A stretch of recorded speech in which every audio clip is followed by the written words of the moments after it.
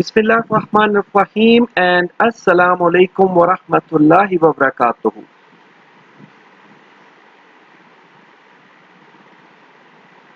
Okay welcome to Quran class. आज की Quran class में हम बाब अव्वल सबक नंबर 31 सूरतुल फातिहा की आयत नंबर 5 के हवाले से बात करेंगे, लेकिन हमेशा की तरह और सबसे पहले अल्लाह का नाम और दुआ, और ये आपने मेरे साथ पढ़ना होता है। तो शुरू करते हैं।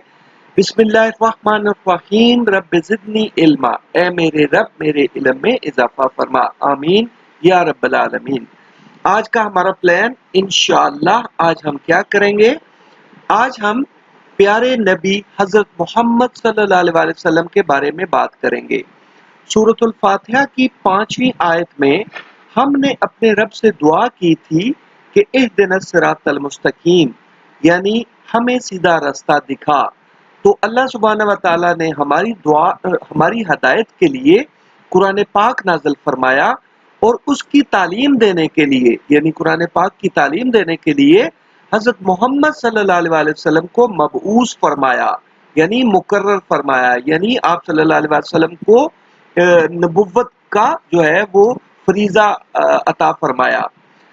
तो मबूस फरमाया ताकि वो लोगों को अल्लाह ताला की आयत पढ़कर सुनाएं और उनको पाक करें और इन्हें गुमराहियों के अंधेरों से निकाल कर ईमान की रोशनी में लाएं। यानी ये नबी पाक सल्लल्लाहु अलैहि वसल्लम की जो उनको भेजा गया, उनकी ये जिम्मेदारी थी कि वो क्या करें, ताकि वो अल्लाह ताला की आयत को पढ़कर सुनाएं, उनको पाक करें, यानी लोगों को पाक करें और इन्हें गुमराहियों के अंधेरों से निकालकर ईमान की रोशनी में लाएं, यानी उनको सीधा रास्ता दिखाएं। यानी हमारी दुआ के जवाब में अल्लाह ताला ने हमें हदायत की किताब भी अता फरमाई और उसकी तालीम देने के लिए अपने सबसे बेहतरीन मुअल्लम को भी हमारे पास अपनी रहमत बनाकर भेजा, यानी नबी सल्लल्लाहु अलैहि वसल्लम को हमारे पास अपनी रहमत बनाकर भेजा। आज हम आप सल्लल्लाहु अलैहि वसल्लम की शख्सियत और किरदार और आप सल्लल्लाहु अलैहि वसल्लम के मर्तबा और मुकाम और एहतराम के बारे में पढ़ेंगे। राइट, तो नेक्स्ट पेज पे चलते हैं और हजरत मोहम्मद सल्लल्लाहु अलैहि वसल्लम के बारे में हमने पढ़ना है। और जब भी नबी पाक सल्लल्लाहु अलैहि वसल्लम का नाम आए तो इंग्लिश में हमने कहना होता है पीस बी upon हिम, या उर्दू में हमने कहना होता है सल्लल्लाहु अलैहि वसल्लम, उर्दू में या अरबी में। ओके, यहाँ से पढ़ते हैं। अल्लाह रब्बुल इज्जत ने इंसानों की रहनुमाई के लिए हमेशा हर कौम में से अपने नेक और साले बंदों को मुंतखब फरमाया और उनको अपना पैगाम देकर भेजा और हुक्म दिया कि अपनी कौम के लोगों के पास जाओ और इनको गलतियों से, गुनाहों से और बुरे काम करने से मना करो और इन्हें अच्छे काम करने का हुक्म दो। इस तरह कमोबेश 1,24,000 नबी और रसूल मुख्तलिफ कौमों और बस्तियों में भेजे गए। कितने रसूल भेजे गए? 1,24,000 नबी और रसूल मुख्तलिफ कौमों में और बस्तियों में भेजे गए, और उन्हीं में से अल्लाह ताला के आखिरी रसूल हजरत मोहम्मद सल्लल्लाहु अलैहि वसल्लम हैं, जिनको अल्लाह सुब्हानहू व तआला ने किसी एक मुल्क या कौम के लिए नहीं बल्कि तमाम इंसानों की हदायत और रहनुमाई और तमाम जहानों के लिए रहमत बनाकर भेजा। यानी पहले ये होता था कि हर कौम में से अल्लाह रब्बुल इज्जत वहां के नेक और साले बंदों को मुंतखब फरमाते थे और अपना पैगाम देकर उनको भेजते थे कि अपनी कौम के पास जाओ, इनको गलतियों से, गुनाहों से, बुरे कामों से रोको, इन्हें अच्छे काम करने का हुक्म दो। और इस तरह कितने पैगंबर आए? तकरीबन 1,24,000 पैगंबर आए, यानी हर बस्ती में, हर कौम में कोई ना कोई पैगंबर लाजमी होता था। और फिर आखिर में क्या हुआ कि नबी सल्लल्लाहु अलैहि वसल्लम को भेजा, और नबी पाक सल्लल्लाहु अलैहि वसल्लम की शान ये है कि वो किसी एक मुल्क या कौम के लिए नहीं बल्कि तमाम इंसानों की हदायत और रहनुमाई के लिए और तमाम जहानों के लिए रहमत बनाकर उनको भेजा गया। अब क़यामत तक अल्लाह सुब्हानहू व तआला की तरफ से कोई नया पैगाम या कोई नया पैगंबर नहीं आएगा, यानी नबी पाक सल्लल्लाहु अलैहि वसल्लम जो है वो अल्लाह रब्बुल इज्जत के आखिरी नबी है। यानी ये बात हमें समझना बहुत जरूरी है। حضرت محمد صلی اللہ علیہ وسلم کو خاتم النبیین یعنی اللہ سبحانہ و تعالیٰ کا آخری نبی ماننا ہمارے لیے ہمارے ایمان کا حصہ ہے، اور جب بھی آپ صلی اللہ علیہ وسلم کا نام لیا جائے یا سنا جائے تو آپ صلی اللہ علیہ وسلم پر درود و سلام بھیجنا یا مختصراً صلی اللہ علیہ وآلہ وسلم کہنا ہر مسلمان پر واجب اور لازم ہے۔ یعنی یہ نبی پاک صلی اللہ علیہ وسلم کا احترام ہے، یہ ان کا پروٹوکول ہے کہ جب بھی آپ صلی اللہ علیہ وسلم کا نام لیا جائے تو یا پورا درود پڑھا جائے یا مختصراً یعنی اختصار کے ساتھ، یعنی جب ہم تیزی سے پڑھ رہے ہوتے ہیں تو پھر صلی اللہ علیہ وسلم کہنا کافی ہوتا ہے اور یہ لازم ہوتا ہے۔ رائٹ جی، تو یہ بات آپ نے نہیں بھولنی۔ نیکسٹ پیج پہ جاتے ہیں اور سب سے پہلے ہم سورۃ الاحزاب جو کہ 33 نمبر کی سورت ہے اس کی آیت نمبر 21 کا مطالعہ کریں گے۔ قرآن پاک پڑھنے سے پہلے ہمیشہ تعوذ اور تسمیہ پڑھتے ہیں۔ اعوذ باللہ من الشیطان الرجیم، بسم اللہ الرحمن الرحیم، لقد کان لکم فی رسول اللہ اسوۃ حسنہ، بے شک تمہارے لیے رسول اللہ صلی اللہ علیہ وسلم کی ذات میں زندگی گزارنے کا بہترین نمونہ ہے۔ لمن کان یرجو اللہ والیوم الآخر وذکر اللہ کثیرا، ہر اس شخص کے لیے جو اللہ سبحانہ و تعالیٰ سے ملنے اور روز قیامت کے آنے کی امید رکھتا ہو اور وہ اللہ تعالیٰ کا ذکر کثرت سے کرتا ہو، ایسے شخص کے لیے اللہ رب العزت کے رسول صلی اللہ علیہ وسلم کی ذات میں ان کی زندگی میں اسوہ حسنہ ہے، یعنی بہترین نمونہ ہے۔ اب ہم یہ اللہ رب العزت کا حکم ہے، اوکے، یہاں سے پڑھیں گے۔ نبی پاک صلی اللہ علیہ وسلم کی شخصیت مسلمانوں کے لیے ایک رول ماڈل ہے، یعنی اسوہ حسنہ کا مطلب یہ ہے کہ بہترین نمونہ یعنی رول ماڈل، اور رول ماڈل کا مطلب ہے کہ آپ صلی اللہ علیہ وسلم کے احکام پر اور آپ صلی اللہ علیہ وسلم کے اعمال پر، سنتوں پر عمل کرنا۔ اوکے، آپ صلی اللہ علیہ وسلم بلا شبہ بہت اعلیٰ اخلاق کے مالک تھے، اور نبوت کے ملنے سے پہلے بھی تمام لوگ آپ صلی اللہ علیہ وسلم کی شرافت اور سچائی کی تعریف کرتے تھے اور انہیں صادق اور امین کے لقب سے پکارا جاتا تھا۔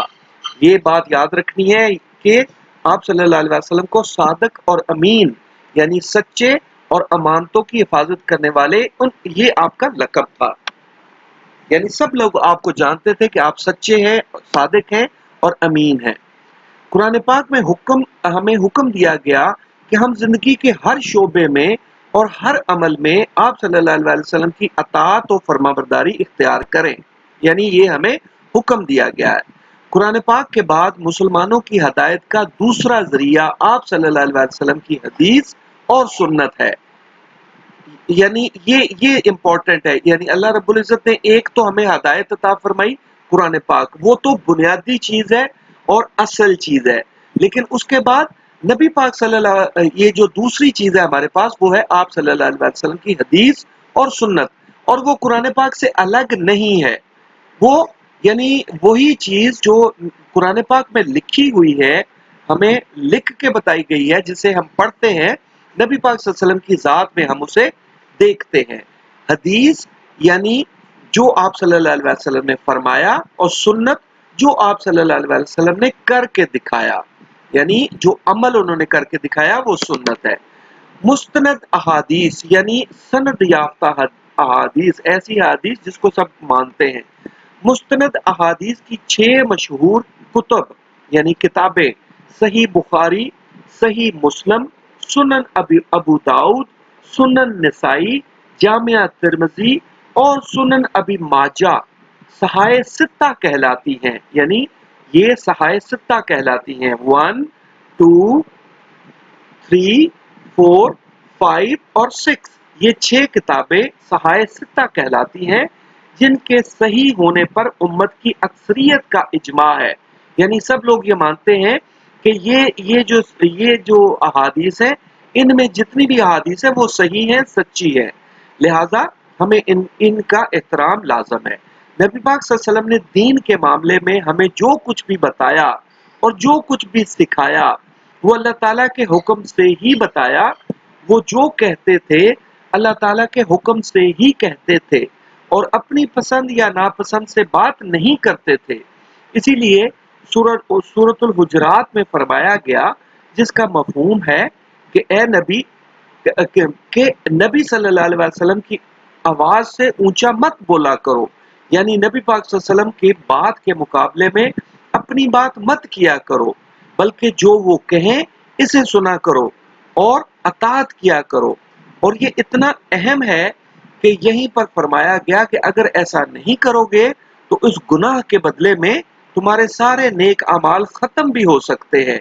यानी ये सूरतुल हुजरात में ये फरमाया गया कि नबी पाक सल्लल्लाहु अलैहि वसल्लम की आवाज से ऊंचा मत बोला करो। और ऊंचा बोलने की, अब तो नबी पाक सल्लल्लाहु अलैहि वसल्लम हमारे सामने तो नहीं है, तो अब तो हम उनकी आवाज से ऊंचा नहीं बोल सकते, लेकिन आज उनकी आवाज से ऊंचा बोलने का मतलब है कि उन्होंने अगर कोई हदीस फरमाई है तो हम कहें कि नहीं, ये बात अल्लाह ताला माफ फरमाए, मिसाल के तौर पे मैं कह रहा हूं कि हम कहें कि नहीं, ये बात हम नहीं मानते, हमें ये बात करनी है। यानी नबी पाक सल्लल्लाहु अलैहि वसल्लम की बात के मुकाबले में अपनी बात कहना, ये भी ऐसा है जैसे नबी पाक सल्लल्लाहु अलैहि वसल्लम की आवाज से ऊंचा बोलना। तो अगर हम ऐसा करेंगे तो अल्लाह ताला हमें माफ फरमाए, सारे अमाल हमारे हबत हो सकते हैं, खत्म हो सकते हैं। तो इस बात से डरना चाहिए। अगर किसी हदीस की समझ ना आए तो किसी आलिम से पूछना चाहिए, लेकिन किसी भी हदीस को झट से ये नहीं कह देना चाहिए कि ये गलत है। समझ समझ गए ना? तो हर हदीस का एहतराम करना चाहिए। हाँ, जिस हदीस की समझ ना आए उसको आगे ना फैलाएं, आगे ना बढ़ाएं। बस वो कह दें कि ये मुझे समझ नहीं आई, राइट। और जिसकी समझ आए, कुरान पाक से भी समझ आए, उसको फिर लोगों को लाजमी बताया जाए। और जिस हदीस की समझ ना आए, उस हदीस को जब तक उसकी पूरी समझ ना आए आगे ना बढ़ाया जाए। ओके, नेक्स्ट, अगले पेज पे जाते हैं और हम अल्हम्दुलिल्लाह अपने रब का शुक्र अदा करेंगे और हम कहेंगे अल्हम्दुलिल्लाह। और किस बात पर? आज हमने ये समझा कि अगर हम अल्लाह सुब्हानहू व तआला की रज़ा हासिल करना चाहते हैं तो हमें हज़रत मोहम्मद सल्लल्लाहु अलैहि वसल्लम की अताअत और पैरवी करनी होगी। और वो इसलिए कि हज़रत मोहम्मद सल्लल्लाहु अलैहि वसल्लम अल्लाह सुब्हानहू व तआला के आखिरी नबी हैं और उनके बाद अब किसी नबी ने नहीं आना। इसलिए क़यामत तक हज़रत मोहम्मद सल्लल्लाहु अलैहि वसल्लम की दी हुई तालीम और उन्हीं के तरीके और अमाल हमारे लिए मिशल राह है। मिशल राह आप समझते हैं ना क्या होता है? वो वाली रोशनी जो राह दिखाती है उसे मिशल राह कहा जाता है। तो हज़रत मोहम्मद सल्लल्लाहु अलैहि वसल्लम ने अल्लाह ताला ही के हुक्म से हमें सिखाया कि वज़ू कैसे करना है, नमाज कैसे पढ़नी है, रोज़ा कैसे रखना है, हज में कौन से अमाल करने हैं और ज़कात कब, कितनी और कैसे अदा करनी है। गर्ज ज़िंदगी के तमाम अमाल और इबादात हमें वैसे ही अदा करनी चाहिए जैसे कि नबी पाक सल्लल्लाहु अलैहि वसल्लम ने हमें सिखाई। यानी उसमें हमें अपना तरीका नहीं निकालना होता।